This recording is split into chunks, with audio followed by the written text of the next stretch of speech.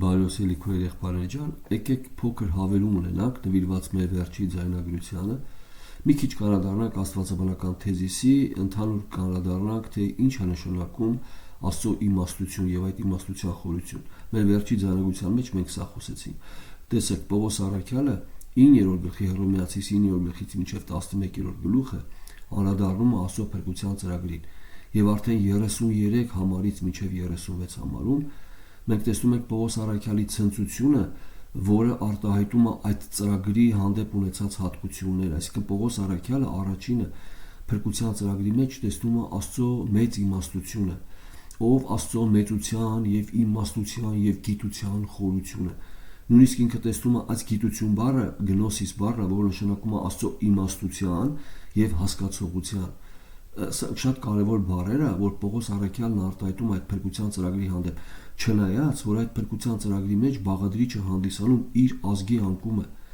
մասամբ, ոչ ամբողջական եւ ժամանակի համար։ Եվ մենք գիտենք, որ 9-րդ գլխի սկզբի համարում ինքը ողբ է քաշում, անպակաս ցավ ունի, սակայն այս ողբը չի արտահայտում, որ Պողոս առաքյալը չի համաձայնվում Աստծո փրկության ծրագրի հետ, ինչ ծրագիր էր իմ ազգը կործանվեց, մերժեց Քրիստոսին, ոչ։ Այս ամենի հանդեպ այդ ցավը իր սրտում առաքյալը տեսնում է այդ ծրագրի մեջ Աստծո իմաստության մեծությունը եւ խորությունը։ Խորություն բառը արտահայտում է, որ այդ իմաստությունը հատակ չունի, այսինքն ամբողջական հիմա, որpիսի մենք հասկանանք ընդհանրապես ինչ է մենք հասկանում ասելով Աստծո իմաստության մեծություն, ավետարաններում, ընդհանրապես Պողոս առաքյալի թղթերում սա կտեսնենք, որտեղ մեր վերջի ձայնագրություններում մենք տեսանք, որ Պողոս առաքյալն ասում է աղոթք եմ անում, մանրադարձանք Եփեսացիս թղթի, Կողոսացիս թղթի, տեսանք, որ ինքը աղոթք անում, որպեսզի Աստված մեր հոգու աչքերը բացի, որպեսզի հեթանոսներ, այսինքն եկեղեցին Քրիստոսի մարմինը տեսնի Աստծո այդ ծածկված խորհուրդը, այդ դարերով ծածկված խորհուրդը, որը արտահայտվեց եկեղեցու մեջ, Քրիստոսը որպես մեզ ժառանգներ անող Աստծո արքայության, այսինքն մենք տեսանք Քրիստոսը հեթանոսների մեջ, Աստծո արքայությունը, Աստծո ժառանգությունը հեթանոսների մեջ, եւ սա շատ կարևոր սկզբունք է, որովհետեւ հեթանոսները, որոնք օտար էին ընդհանրապես Աստծո եւ Աբրահամի միջև եղած ուխտից, այդ խոստումներից, Աստծո սեփական ժողովրդի քաղաքականությունից, Հիսուս Քրիստոսով նրանք հաղորդ եղան Աբրահամի տված խոստումներին։ Այսինքն Հիսուս Քրիստոսով մենք հաղորդ եղանք Իսրայելին, Իսրայելի տրված այդ խոստումներին, Աստծո սեփական ժողովրդի տված խոստումներին մենք հաղորդ եղանք։ Իհարկե, այստեղ նորից հարկ է նշել, շեշտել, որ մենք երբեք չփոխարինեցինք Իսրայելը, այլ մենք հաղորդ եղանք Իսրայելի տրված խոստումներին, այն ուխտին, որ Աստված խոստացավ Իսրայելին, Երեմիա մարգարեության մեջ, Եզեկիել մարգարեության մեջ մենք տեսնում ենք Երեմիա 31-31-ից ահա օրենք արևորից նոր ուխտ կանեմ Հակոբի տան հետ, մենք այդ ուխտին հաղորդ եղանք, այդ փրկությունը մենք նույնպես ժառանգեցինք եւ հաղորդ եղանք եւ Իսրայելի հետ առաքյալն ասում է, որ մեր պատը մեջտեղի ջնջեց եւ մենք հաղորդ եղանք իրար հետ, այսինքն նույն շնորհի աթոռին մոտենալու։ Սա կարևոր է հասկանալ, բայց ամեն դեպքում մեր հատվածի մեջ առաքյալը երբ որ անդրադառնում է Աստծո մեծությանը, իմաստության մեծությանը, շատ կարևոր է մենք ընկալենք, որ իր բոլոր թղթերի մեջ սա արտահայտում է։ Ինչի՞։ Տեսեք, շատ հաճախ մենք արտասանում ենք բառերը Աստված սուրբ է, առանց հասկանալու դրա բուն բովանդակությունը։ Երբ որ մենք ասում ենք Աստված սուրբ է, առաջերտի պետք է անցնենք այս սուրբ բառի առաջնային նշանակությունը, այն եբրայերեն քադոշ կամ հունարեն առավել հիագիոս, որ կարա նշանակի եբրայերեն եւ հունարեն նաեւ որոշակի առումով անարատություն, մաքրություն, բայց ամբողջական նրա նշանակությունը զատված լինելն է, առանձնացված լինելն է։ Եվ երբ որ մենք ասում ենք Աստված սուրբ է, հասկանում ենք այս ընկալման մեջ, որ Աստված իր բոլոր հատկություններով, բաղադրիչներով, ատրիբուտներով, իմաստությունով, կարողությունով, ամբողջական իր հասկացողությունով, իր գործելակերպով տարբեր է ընդհանրապես բոլոր արարածներից եւ ընդհանրապես ամեն ինչից, ինչ որ կա կյանքում, որովհետեւ ինքն է հանդիսանում օրհնության եւ կյանքի աղբյուր։ Ամեն բան նրանով, տեսեք, որտեղ մեր 36 համարում կարդում ենք, որովհետեւ նրանից եւ նրանով եւ դեպի նա է ամեն բան, նրան փառք հավիտյանս անում։ Մենք կանրադառնանք այս հատվածին, որովհետեւ այս հատվածը յուրատուկ կերպով վերջանում է ամեն բառով, ամեն անգամ չի առաքյալը ամեն բառը շեշտում։ Հիմա, երբ որ մենք ասում ենք Աստծո սրբության մասին, հասկանում ենք, որ Աստված զատված է, այսինքն տարբեր է բոլոր ամեն ինչից, բոլոր արարածներից։ Եվ այստեղ է, որ շատ հաճախ, երբ որ մենք խոսում ենք Աստծո փրկության ծրագրի մեջ որոշակի ընկալումներ եւ չենք համաձայնվում որոշակի արդարության հետ, ինչ որ Աստծո խոսքն է մեզ ներկայացնում, առաջ քաշելով մարդու ազատ կամք, սա բոլորը ցույց է տալիս, որ ուղղակի մենք փորձում ենք մեր սահմանափակ իմաստությունով հասկանանք Աստծո ամբողջական իմաստությունը։ Խնդիրն ինչի մեջ է։ Տեսեք, մենք ունենք Աստվածաշունչ, որը հանդիսանում է Աստծո անսխալական խոսքը, հայտնությունը մարդուն, եւ այդ խոսքով մենք ճանաչում ենք Աստծուն։ Խնդիրն ինչի մեջ է, որ Աստվածաշունչում մենք չենք ճանաչում Աստծուն ամբողջությամբ,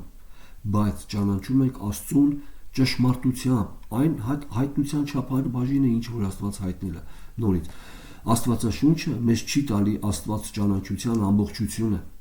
այլ տալիս է Աստված ճանաչության ճշմարտությունը։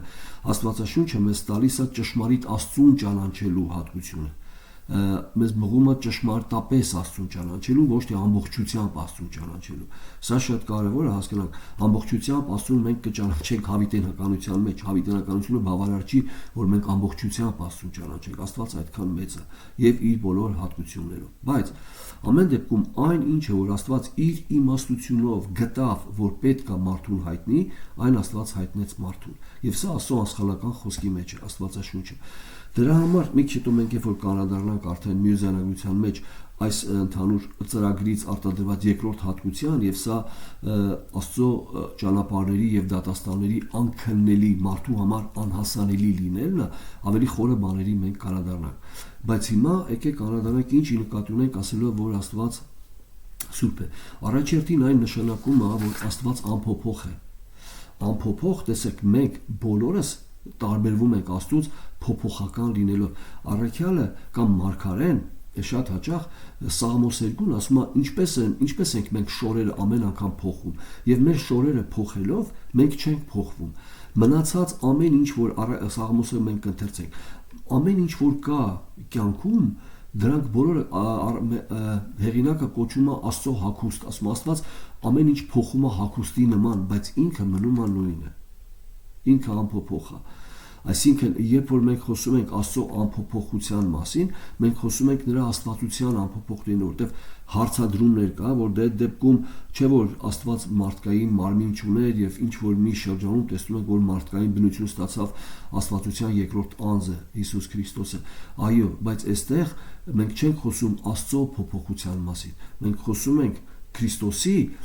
մարդկային բնություն ստանալու մասին։ Քրիստոսը որպես Աստված մնում է նույն Աստվածը, չի փոխվում, այսինքն մարդկային բնություն ձեռք բերելով Հիսուս Քրիստոսը որպես Աստված չի փոխվում, որպես Աստված ինքը մնում է նույնը իր բոլոր հատկություններով, այսինքն նույնիսկ իր իմաստությունը ինչ որ առումով չի փոքրանում եւ չի աճում։ Դրա համար մենք շատ հաճախ շեշտում ենք, երբ որ Քրիստոսը ձեռք է բերում մարդկային բնություն,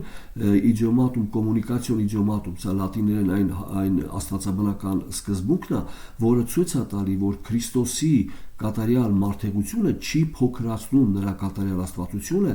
կամ նրա կատարյալ աստվածությունը չի մեծացնում նրա մարդեղությունը։ Քրիստոսը կատարյալ մարդ է, ամբողջ կատարյալ ասելով ի նկատի ունենք ամբողջական մարդ է, ոչ մի տարբերություն մյուս մարդկացից բացի մեղքի բնությունը, եւ կատարյալ Աստված է, ինչպես Սուրբ Երրորդության ամեն մեկ անձ։ Հիմա տեսեք, այս առումով ուզում եմ մի քիչ անդրադառնալ ինչի նկատի ունենք ասելով Աստված անփոփոխ է, որտեվ այն նույն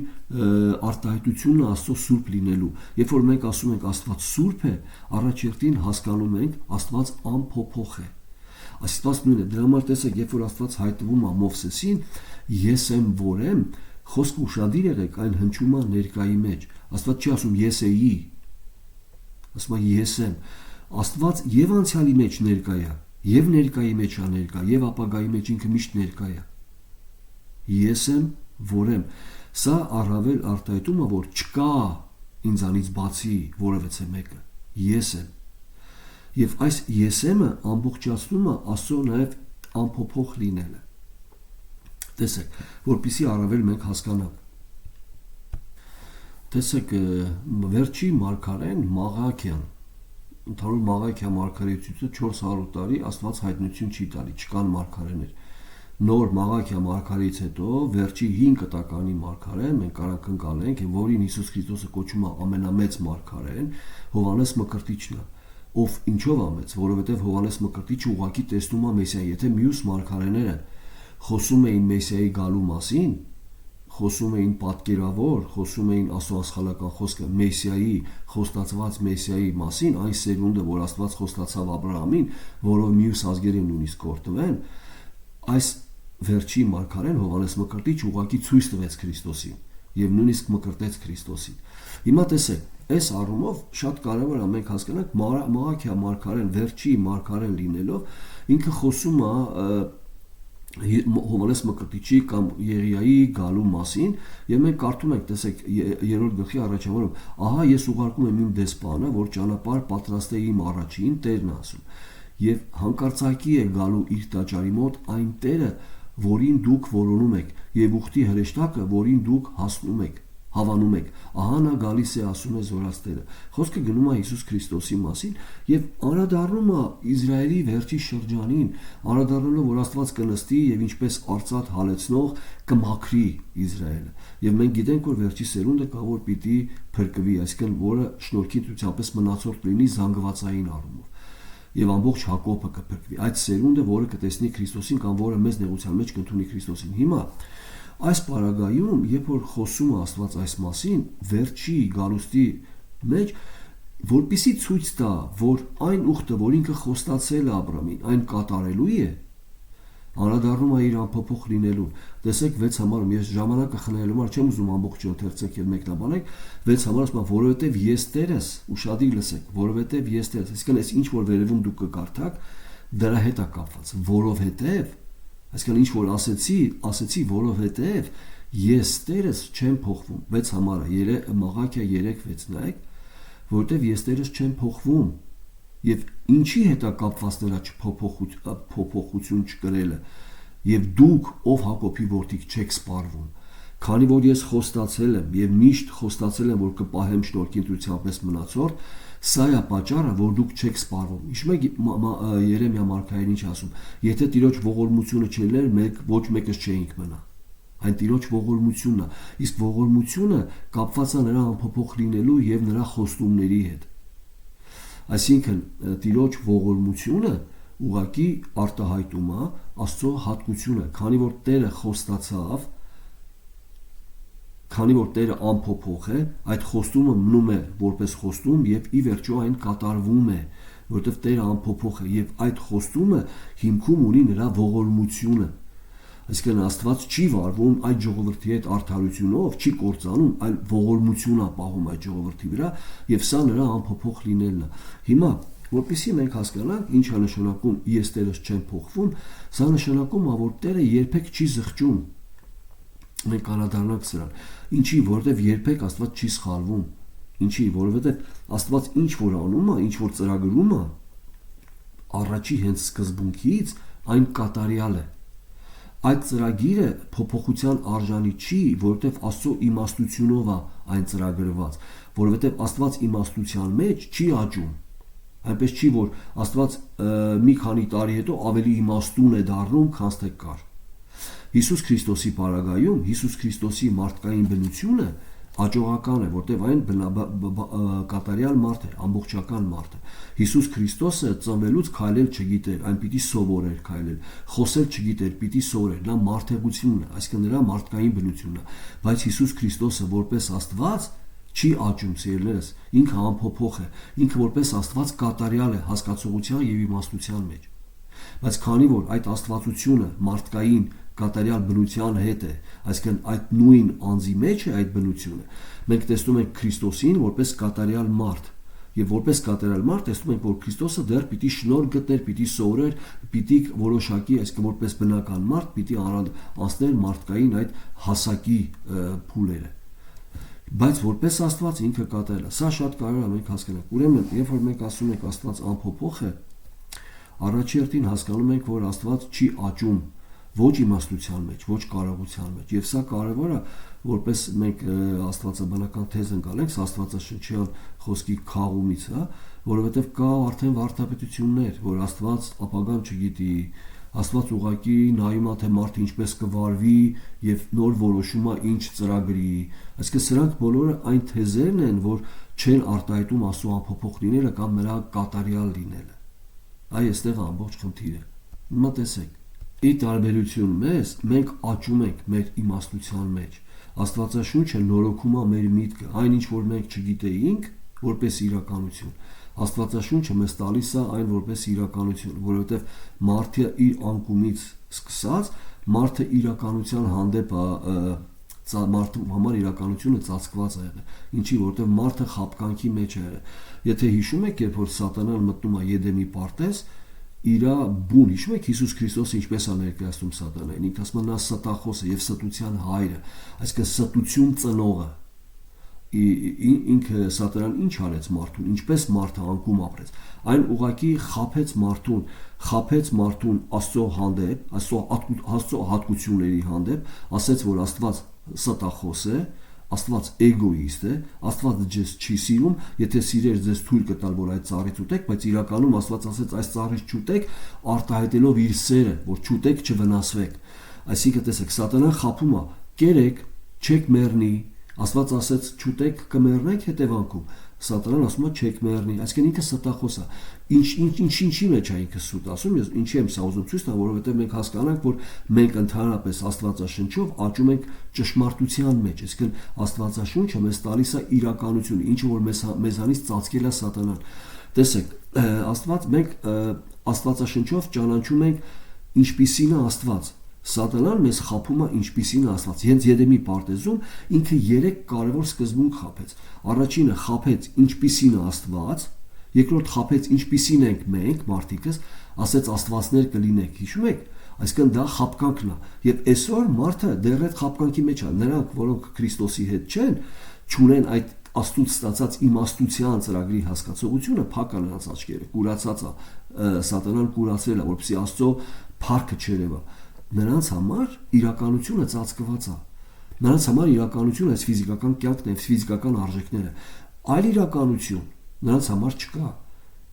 Բայց մենք գիտենք, որ մեր հոգևորներիս համար Աստվածաշունչը մեզ ցույց է տալի իրականությունը, որը հոգևոր աշխարհն է, որը մեր ֆիզիկական աչքերը չեն տեսնում, բայց մենք այն տեսնում ենք հավատքով եւ Աստծո խոսքով։ Սա այն իրականությունն է, երբ որ Աստված ճշմարտությունով մեզ ազատում է։ Հիշում եք Հիսուս Քրիստոսի խոսքերը. ճշմարտությունը կիմանաք եւ ճշմարտությունը ձեզ կազատի։ Ինչից? Այն խաբկանքից, որ սատանան մեզ տվեց, որովհետեւ տեսեք Քրիստոսի խոսքերի մեջ կա կարևոր սկզբունք։ Հիսուս Քրիստոսը ճշմարտությունը կիմանաք, Հովանոց 8 գլուխ, եւ ճշմարտությունը ձեզ կազատի, խնդրեմ ուշադիր եղեք, այստեղ մի կարևոր բան։ Եվ հրեաներն ասեցին, բայց մենք գերի չենք եղել։ Եվ Հիսուսն ասեց ամեն մեղք գործողը մեղքի գեր է։ Տեսեք Քրիստոսի խոսքերի հետևանքը։ Ճշմարտությունը կիմանաք, ճշմարտությունը ձեզ կազատի, ինչից? Մեղքից։ Այո, մեղքից, բայց հետագայում մենք տեսնում ենք, որ ինքը անդրադառնում է ստության եւ կոչելով սատանային ստության հայր, այսինքն ճշմարտությունը մեզ կազատի ստությունից, որի հավատալով, այդ ստությանը հավատալով, մենք գտնվում ենք մեղքի մեջ եւ մնում ենք գերի։ Այսինքն ճշմարտությունը մեզ կազատի ստությունից եւ այդ ստությունից ազատված լինելով, որ կազատվենք մեղքի գերությունից։ Այսինքն Քրիստոսի այս հերթականությունն եմ ուզում տեսնել։ Այո, ճշմարտությունը ձեզ կազատի, ճշմարտությունը կիմանաք եւ ձեզ կազատի։ Ինչից? Եթե անդրադառնանք մեղքից կարծես թե, որտեղ ասում է մեղքի գերի եք, ով որ մեղք է գործում, մեղքի գերի է, բայց իրականում հետո ինքը շարունակում է ցույց տալով, որ դուք մեղքի գերի եք, որովհետեւ հավատացել եք ստության հորը։ Դուք նրանից եք։ Այսինքն տեսեք, սա շատ կարևոր է, այսինքն Աստվածաշունչը մեզ ներկայացնում է ճշմարտությունը եւ այդ ճշմարտության մեջ մենք աճում ենք, ճանաչելով իրականությունը։ Դրա համար Աստվածաշունչը մեզ չի տալի Աստծու ճանաչելու ամբողջությունը, որտեղ առաքյալն ասում է հայլիու մեջ իմ, ինչպես հայլիի մեջ, այլ Աստվածաշունչը մեզ տալիս է Աստծուն ճանաչելու ճշմարտությունը, այսինքն ճշմարիտ Աստծուն ենք ճանաչում Աստվածաշունչը, ոչ թե ամբողջական ենք ճանաչում։ Սա կարևոր է, դրա համար մեզ համար կարևոր է մենք մեր միտքը նորոգվի այն չափաբաժնով, որ չափաբաժին Աստված իր իմաստությունով որոշել է, որպեսզի մարդուն հայտնի։ Եվ սա առավել Աստծուն ճշմարիտ ճանաչելու կարևոր աղբյուրն է, ուրիշ աղբյուր գոյություն չունի, որովհետեւ մեկը իր երազով, իր տեսիքներով չի կարող ձեզ ճիշտ Աստծո ներկայացնի, բացի այն խոսքից անսխալական, որ Սուրբ Հոգին տվել է։ Աստված ինքն է տվել որպես միակ միջոց, Աստվածաշունչը։ Թվոց 23:16-ում հիշում եք Բաղակին, Բաղամը երբ որ հրավիրեց որպեսզի անիծի Իսրայելը, Բաղակի խոսքերի մեջ կա աստվածաբանական կարևոր սկզբունք, որը նույնպես վերաբերվում է Աստծո անփոփոխ լինելուն, եւ այստեղ բառեր կլսեք։ Տեսեք, ինքը համեմատականով է խոսելու։ Թվոց 23:19-ում, եկեք անդրադառնանք սրան։ Ես 18-ից եւ նա իր падգամը սկսեց եւ ասեց. «Վեր կաց ով Բաղակ եւ լսիր ինձ ականջ դիր ով Սեփորի որդի, Աստված մարդ չէ, որ սուտ խոսե»։ Ուշադիր նայեք, Աստված մարդ չէ, որ սուտ խոսե։ Նորից տեսնում եք ստությունը։ Ինչի՞, որովհետև ստությունը կապված է մարդու բնության հետ, որ մենք ասում ենք մեղավոր բնություն, դա նշանակում է իրականությունը չիմացող։ Ինչպես ինչի նկատի ունենք իրականությունը չիմացող։ Իրականություն չի, մարդկային իմաստությունը, դա համար ես ասացի, մեր մարդկային իմաստությունը սահմանափակ է, որպեսզի ընկալի իրական Աստծուն։ Առանց Աստծո խոսքի մենք Աստծուն չենք ճանաչի։ Դրա համար այդ տեսիլքները, մյուս այդ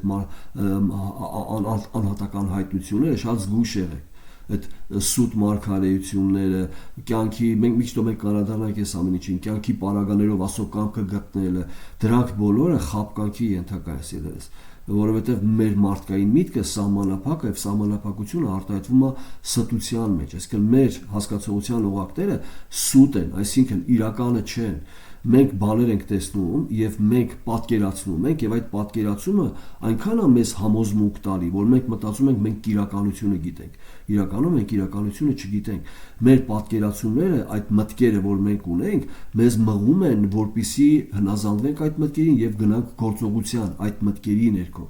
Առաքյալի խոսքը հիշեք, երբ որ ինքն անդրադառնում է, ասում է, այո, մենք մարդ ենք, մարմնի մեջ ենք, բայց մեր պատերազմը մարմնով չի,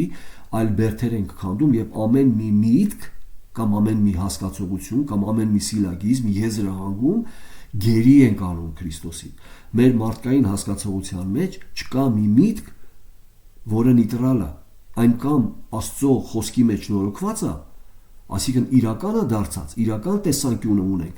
կամ մեր մարդկայինն է, այն խաբկանքն է, որը մենք հավատում ենք, որ դա է իրականը։ Այսինքն նեյտրալ չկա մի միտք, որ ոչ ճիշտ է, ոչ սխալ։ Չկա մի միտք, որ Աստվածաշնչից չի, բայց ճիշտ է։ Չկա այդպիսի միտք, ելես։ Եթե Աստվածաշնչով կամ Քրիստոսին գերի չի որևէ մի միտք, այն ծառայում է մեղքին, այն մարդկային հասկացողությունը։ Այստեղ շատ զգուշ պիտի լինենք, դրա համար առաքյալը 12-րդ գլխում մեր Հռոմեացիս թղթի անդրադառնալու է ձեր մտքի նորոգությունով կամ այսինքն մի կերպարվեք այս աշխարհին, այլ ձեր մտքի նորոգությունով նորոգվեցեք, որն է Աստծո խոսքը պիտի մեր միտքը նորոգի եւ մեզ տա ճիշտը, իրականը տեսնելու։ Հիմա եւ դրանից հետո մեր վարքը Աստծուն հաճելի է իհարկե։ Հիմա այս պարագայում, երբ որ մենք կարդում ենք, տեսեք 19 համարը, Աստված մարդ չէ, որ սուտ խոսի, այս սուտ խոսելը կապված է մարդկային բնության հետ ինչքանով, որքանով որ մարդը ճշմարտությունը չգիտի։ Իսկ Աստծո մոտ սուտ խոսել չկա, ինչի, որովհետև Աստված ճշմարիտ է, երեք, այսօր եւ հավիտյան։ Աստված մարդ չի, որ սուտ խոսի, ոչ էլ մարդի որդի, որ զղջա։ Տեսնում եք, այսինքն ոչ էլ մարդի որդի, որ զղջա, որ սխալվի եւ իր սխալի համար զղջա, իրացեմ, այսինքն այն բառերը, որ մենք տեսնում ենք Աստվածաշնչում, որ Աստված զղջաց, որ մարդ ստեղծե, դա ոչ թե Աստծո հատկության մասին է խոսում, այլ հիպերբոլա է, այսինքն չափազանցող խոսք է օգտագործված, որը ցույց է տալիս, թե ինչպիսի մեծություն էր մարդու անկումը կամ ինչ էր մարդու մեղքի չափը Աստծո առաջ։ Աստված զղջաց, որ մարդը ստեղծե, ոչ թե սխալվել էր, այլ ցույց է տալի ինչքան մեծ էր մարդկային մեղքը, եւ տեսնում եք, որ այդ մեղքի պատճառով ամբողջ աշխարհը ջրով կործանեց Աստված դատաստան ենթարկեց։ Հիմա, այսինքն սա ոչ թե Աստծո հատկությունն է զղջա, դրա համար Մարկային ասում է, ոչ էլ մարդի որդի, որ զղջա, այսինքն եթե Աստված մի բան ասեց, ինքը անպայման կատարում է։ Միթե կասե եւ չի անի, կամ կխոսի եւ չի կանգնեցնի կամ չի հաստատի։ Միթե Աստված մի բան կասի եւ չի անի, կամ կխոսի եւ չի կանգնեցնի։ Սա Աստծո անփոփոխ լինելու հետ է կապված, որովհետեւ Աստված ինչ որ մի բան երբ որ ասում է, արդեն իսկ իր ամբողջական իմաստությունով է ասում։ Այնպես չի, որ մի բան ասեց, հետո որոշում է, որ չէ, սխալ ասեց, ավելի ճիշտ կլինի այսպես ասել։ Սա Աստծո հետ կապված չի։ Սա մենք ենք այդպեսին։ 102-րդ Սաղմոսի մեջ մենք ընթերցում ենք աղքատի աղոթքը, տեսեք, երբ որ մաշվում է Տիրոջ առաջին թափում է իր ցավը, ով Տեր լսիր իմ աղոթքը եւ իմ աղաղակը թող քեզ մոտ գա, եւ մենք հասկանում ենք, որ արդեն իրականություն է, երբ որ մենք աղոթում ենք, մեր աղոթքը արդեն իսկ Աստծուն լսելի է, չնայած մենք միգուցե դրան նույնիսկ չենք հավատում, բայց Աստծուն լսելի է իրականության մեջ, տեսեք, կա մեր մարդկային ընկալումը ստության մեջ եւ կա իրական Աստծո իրականությունը, ճշմարտությունը։ Հիսուս Քրիստոսի խոսքը հիշեք, ես եմ ճշմարտությունը։ Հիսուս հենց այնպես չէ, այսինքն նույնիսկ մեր աղոթքը, երբ որ մենք արդեն խոսում ենք, Աստծո մոտ արդեն հասանելի է։ Բայց մենք դեռ ունենք մեր մարդկային ստությունը եւ ասում ենք միթե Աստված կլսի։ Շատերը մտածում են, որ եթե ինչ-որ մի խնդիր կա իրենց կյանքում, Աստված չի լսում։ Աստված իր ողորմության օղակներում է լսում ամեն ինչ, ելնես ոչ թե նայում է մեր արդարության լսի թե չլսի, այլ իր ողորմության օղակներում, որտեղ նորից իր ողորմությունը իր անփոփոխ լինելու հատկությունն է։ Աստված չի փոխում իր ողորմությունը։ Աստված միշտ ողորմած է։ Սա շատ կարևոր է հասկանալ։ Հիմա տեսեք, մենք պետք է անցալենք ուրիշ բան, որ կգա շրջան, որտեղ արդեն այդ ողորմությունը արդեն Աստված փակում է, այսինքն ժամանակի համար, այնպես չի որ Աստված իր ողորմությունից զրկվում է, բայց ուղղակի կգա շնորհքի շրջան, այսինքն երբ որ կլրանա ժամանակը եւ որքան անց որ պետք է Աստված ընդունի իր արքայություն, այդքանից հետո արդեն կգա վերջը։ Եվ սա է կարևոր, որ Աստված մեզ չի ասում այդ վերջը, չի ասում այդ օր, այդ ժամ, եւ շատերը տեսեք իրաց մարդկային սահմանափակ իմաստություն սկսում են փնտրել դա։ Ինչ եմ ես հիմա ուզում եմ։ Երբ որ Սաղմոս 2-ն խոսում է աղոթքի մասին, աղոթքի մեջ կարևոր բաժին է ասում, վերջի հատվածը, ես ում ընթերցեմ նաեւ այս 26-27 համարներում ցույց է տալի անփոփոխությունը եւ իր աղոթքը նույնպես որոշակի առումով կապված է Աստծո անփոփոխ լինելու հասկացողության հետ։ 26-27 տեսեք, ես ընթերցեմ այդ հատվածը 102-րդ Սաղմոսի 25-ից առաջուց երկիրի հիմունքը հաստատեցի եւ քո ձեռքի գործն է երկինքը։ Հիմա այս երկինքը հաստատեցիր սկզբից եւ քո ձեռքի գործն է եւ անմիջապես ասում է այդ երկինքը նրանք կկորչեն, բայց դու կմնաս։ Եվ նրանք ամենը շորի պես կմաշվեն, հագուստի պես կփոխես նրանց եւ նրանք կփոխվեն, բայց դու նույնն ես եւ քո տարիները չեն վերջանա։ Քո ծառաների որդիքը կբնակվեն եւ նրանց սերունդը հաստատ կմնա քո առաջին ինչի, որովհետեւ Աստված անփոփոխ է։ Ինչպես Աստված է անփոփոխ, այնպես Աստծո խոստումը։ Ինչի է սա կապված։ Ինչի է առաքյալը անդրադառնում Աստծո իմաստության 33 համարից, երբ որ տեսնում Աստծո փրկության ծրագիր եւ տեսնում այդ իմաստության խորությունը,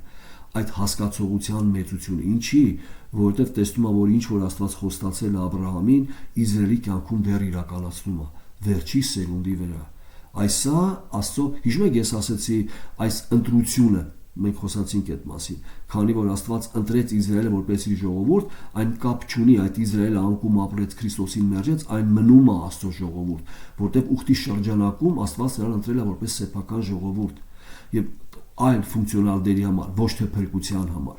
Այո, այդ ընտրված մեծ ընդհանուր ժողովրդի մեջ կա շնորհքի դրության պես մնացորդ, որը անձնական ընտրության հետ է կապված։ Սա փրկության շնորհքի դրության պես մնացորդն է, բայց նաև ընդհանուր Իսրայելը գտնվում է Աստծո ուխտի ուղակներու մեջ, Աբրահամի ետարած ուղակներում, որպես ֆունկցիոնալ դեր կատարող Աստծո սեփական ժողովուրդ։ Եվ այստեղ է որ մենք կարդում ենք, որ ասում է ամեն բան դու շորի նման կփոխես։ Ես այս օրինակը բերեցի։ Ինչպես է մենք հագուստը հագնում ենք, հետո մյուս օրը ուրիշ հագուստ ենք հագնում, բայց հագուստը հագնելով եւ հագուստները փոխելով մենք մնում ենք նույնը։ Սա հեղինակը սա է ասում։ Ամեն բան ասում է դու հագուստի նման կփոխես, բայց դու մնում ես նույնը։ Սա շատ կարևոր է որ մենք հասկանանք եւ սա գրավականն է Աստծո իմաստության, այսինքն ինչի մասին է խոսքը, Աստծո իմաստությունը այդ ծրագրի մեջ առաքյալը տեսնում է կատարելությունը, որքանով էլ նորից եմ ասում, կա բաղադրիչներ, որ իր համար դժվար է, որտեղ իր ազգը անկում ապրե, եւ ինքն ասում է անպակաս ցավ եմ քաշում 9-րդ գլխից, բայց ինքը տեսնում է այդ ծրագրի մեջ Աստծո իմաստությունը, որ Աստված ամենքին արգելեց կամ բռնեց անհավատության մեջ, որ բոլորին ողորմի։ Բոլոր այստեղ մենք արդեն ասեցինք ինչի հետ է կապված, եւ Հեթանոս եւ Իսրայել, բոլոր չի նշանակում բոլոր մարդկությանը, որտեղ ընդհանուր թղթի մեջ ինքնարադառնում է այս երկու կոմպոնենտին, Հեթանոսներին որպես եկեղեցի եւ Իսրայելի սեփական ժողովուրդ, եւ խոսում է այդ մասին։ Բոլոր այստեղ եւ Իսրայելն է եւ իր ժողովուրդը։ Հիմա տեսեք, սրանից հետո որպեսզի ամբողջացնենք Աստծո ծրագիրը, որի մեջ առաքյալը տեսնում է Աստծո իմաստությունը որպես առաջի հատկություն, այն փոփոխություն չի կրում։ Այնպես չի, որ Աստված խոստացավ իր փառքը, իր խոստումները Իսրայելին եւ ի վերջո փոշմանեց, որ Իսրայելը ընկավ եւ Իսրայելին փոխարինեց եկեղեցիով։ Չկա այդպիսի բան, սիրելիներս։ Աստված անփոփոխ է։ Դրա համար հազարամյան, երբ որ մենք խոսում ենք հազարամյան եւ այն մեկ այլ սինոնիմ հոմանիշով այն մեսիական թագավորությունն է, Իսրայելի թագավորությունը, Ղուկաս այդ մասին խոսում է։ Ղուկասը, քանի որ նույն հեղինակն է նաեւ Գործ Առաքելոցում էլ ասում, հիմա էս Իսրայելի արքայությունը կանգնեցնելու եւ Ղուկասի ավետարանում էլ տեսնում ենք, որ Աստծո արքայություն հասկացողությունը որոշ հատվածներում կապված է Իսրայելի, այսինքն հազարամյայի հետ։ Երկրի վրա Աստծո արքայությունը, այն արքայությունը, որ խոստացվել է Մեսիայի միջոցով Իսրայելին։ Հիմա տեսեք, այո, եկեղեցին բաժին ունի փառավորյալ մարմիններով այդ թագավորության մեջ է, բայց շատ կարևոր հասկանանք, որ այս թագավորությունը հազարամյան ուղղակի այն խոստումների կատարածելն է, որ Աստված խոստացել է Իսրայելին, որտեղ այն Իսրայելի շրջանում է լինելու եւ նստարատությունն է մեծանալու։ Մենք չեմ ուզում անդրադառնալ հայտության գրքին, թե ինչ է լինելու, բայց ամեն դեպքում այն Իսրայելի խոստացած արքայության մասին է։ Հիմա տեսեք, Եսայի 46 կանադառնանք 8-ից 10 համարներին, այստեղ է, որ մենք կհասկանանք, որ Աստված անփոփոխ է եւ այս անփոփոխ լինելը կապված է առաջերտին նրա իմաստության անփոփոխ լինելու։ Նորից սա հիշեք, Աստված չի զղջում, ինչի, որովհետեւ Աստված չի սխալվում։ Աստված չի սխալվում, որովհետեւ այն նույնն է իմաստությունով, այն իմաստության մեջ չի աճում, փոքր չէր, որ աճի մեծանա, հետո փոշմանի ուրիշ ձև ծրագրի, այն նույնն է, անփոփոխ է։ Այսինքն Աստված հենց սկզբից կատարյալ է։ Բայց մենք աճում ենք, որովհետև խնդիրը որտեղ է, որովհետև մենք ճշմարտությունը չենք։ Հիսուսն ասում, ես եմ ճշմարտությունը, բայց մենք ստությունն ենք։ Մարդը ստություն, մարդը չունի իրականությունը, մարդուն խաբել են իրականության առումով։ Սատանան խաբել է ով է Աստված եւ խաբել է ով ես դու, եւ մարդը այդ խաբկանքի մեջ է, եւ Աստծո հանդեպ չգիտի ճիշտ Աստծուն, եւ իրան չգիտի։ Դա համար մենք ասում ենք, երբ որ մարդը չի ճանաչում Աստծուն, չի էլ ճանաչում իրեն։ Տեսեք, օտար վարդապետությունը, որը որ կապված է օրինակ մարդու մեղքի անկման, որը հիմքը հանդիսանում Աստծո գերիշխանության, երբ որ խոսում ենք նախասահմանության մասին, մարդու առաջնային մեղքի անկումը վնասել է մարդուն ամբողջությամբ։ Երբ որ մենք խեղաթյուրում ենք այս վարդապետությունը, ասում ենք, մարդը ամբողջական չի վնասվել, մարդու մեջ դեռ բարի բան կա, որ կարա հավատա եւ փրկվի, այսինքն հավատքը կապում ենք մարդու հատկության հետ, ոչ թե Աստծուց ստացած շնորհքի հետ։ Այստեղ խաբկան կա, որ մարդուն մենք այնպես չենք ներկայացնում, ինչպես Աստվածաշունչը։ Այսինքն ջնջում ենք մարդու մեղավոր բնությունը եւ ասում ենք, որ մարդը այդքան չի վնասվել, մարդը դեռ որոշակի հատկություններ բարի մնացել է, բարի չկա, մեկն էլ չկա, որ Աստծուն փնտրի։ Լավ, ամեն դեպքում եկեք անդրադառնանք Եսայի մարգարեության, ինչի է ասացի, որ մենք աճում ենք իմաստության մեջ, բայց չի կարելի սա վերագրել Աստծուն, որտեղ Աստված սուրբ է, այսինքն մեր նման չէ եւ որևէ մեկի նման չէ, այն զատված է բոլորից։ Եսայի 46:8-ից հիշեք այս եւ արիացեք ձեր միտքը բերեք ով հանցավորներ, Իսրայելին ասում, հիշեցեք առաջինները եւ հետինից, որովհետեւ ես եմ Աստված եւ ուրիշը չկա Աստված եւ ինձ պես մեկ ջոկը չկա, որ պատմում եմ առաջուց վերջինը եւ վաղուց այն որ չի եղած, որ ասում եմ թե իմ խորհուրդը կամ իմ որոշումը պիտի հաստատվի եւ անում եմ իմ բոլոր ուզածը։ Եվ ցույց տալի, որ կանչում եմ արևելքից գիշատիչ թռչուն, այսինքն այլ մարդուն իմ ընտրած եւ այդ մարդու միջոցով անում եմ ինչ որ պետք է եւ որևէ մեկը չկա, որ ինձ ասի ինչ ես անում, որովհետեւ կանչում եմ արագի գիշատիչ թռչունը, հերվի իմ խորհրդի մարդին, իմ որոշած մարդին, ես խոսել եմ, կատարելու եմ, ես որոշել եմ, անելու եմ։ Այսինքն ուշադիր եք, սա շատ կարևոր եւ անմիջապես հարադու մարդու հատկության։ Ինձ լսեք ով խստասիրտներ, որ հեռացած եք արդարությունից կամ հեռացած եք իրականությունից։ Տեսեք, շատ կարևոր սկզբունք։ Երբ որ մենք ասում ենք, որ Աստված որոշեց եւ իրականացնելու է, սա կապված է Աստծո անփոփոխ լինելու հետ։ Սրա մեջ նաեւ բաղադրիչը Աստծո իմաստությունով ծրագրած է։ Աստված ինչ որ որոշել է, իր կատարյալ իմաստությունով է որոշել։ Դրա համար այն անփոփոխ է։ եւ այն կատարվելու է։ Հիմա որքանով մենք կտեսնենք այդ ծրագրի մեջ այդ իմաստությունը, այնքանով Պողոս առաքյալի նման կաղաղակենք Աստծո իմաստության եւ հասկացողության խորությունը։ Տերը ձեզ օրհնի, ես ինչի համար սա խոսեցի, որպեսզի մենք հասկանանք, որ ամեն դեպքում այս իմաստության մասին, որ առաքյալը խոսում է, այս աստվածաբանական կոնցեպտը ունի, հասկանալով, որ Աստված անփոփոխ է, բայց ինքը ոչ թե փորձում է Աստծո ծրագիրը հարմարացնի իրեն,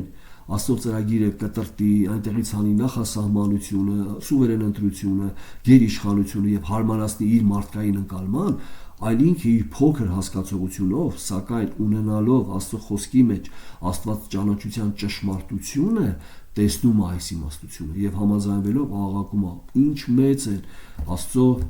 իմաստության խորությունը եւ հասկացողության խորությունը։ Տերը ձեզ օրհնի փառքեմար, երկրորդ ձայնագրություն արդեն կանադառնանք